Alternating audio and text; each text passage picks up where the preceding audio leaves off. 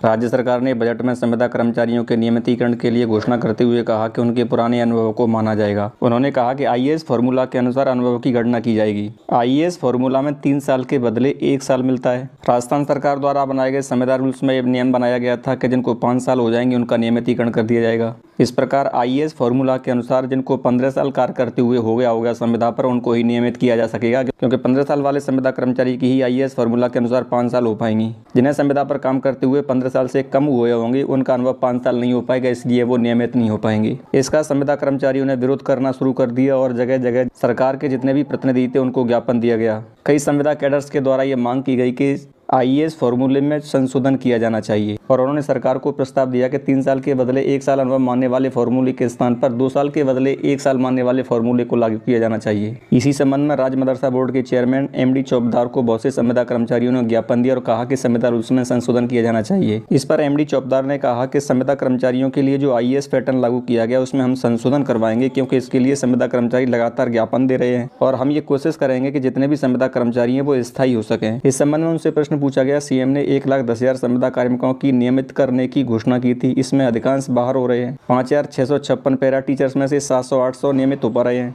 इस पर एमडी चौबदार ने कहा कि मदरसा पैरा टीचर्स की भर्ती 6 चरणों में आयोजित की गई थी। नए नियम आईएएस पैटर्न में 1 दाने और 3 चरण के कार्मिक ही आ रहे हैं, शेष नहीं आ रही है। इसके लिए सीएम से मिलकर संशोधन करवाने का प्रयास किया जाएगा ताकि सभी संविदा कार्मिक स्थायी हो सकें। उन्होंने बताया कि मदरसा पैरा टीचर्स की भर्ती है वो 6 चरणों में की गई थी, तो 6 चरणों में से जो पहले के 3 चरण हैं वो संविदा कर्मचारी तो नियमित होने की स्थिति में आ गए हैं। बाकी के जो 3 चरण बचे हैं वो संविदा कर्मचारी नियमित नहीं हो पा रहे हैं आईएएस पैटर्न के अनुसार। और उन्होंने कहा कि इसके लिए मुख्यमंत्री से निवेदन करेंगे कि जो आईएएस पैटर्न दिया गया कि 3 के बदले 1 साल का अनुभव माना जा रहा है उसको बदल दिया जाए, उसमें संशोधन करना चाहिए और इस प्रकार की व्यवस्था करनी चाहिए कि सभी संविदा कर्मचारी इसमें शामिल हो सकें और उनका नियमितीकरण हो सके।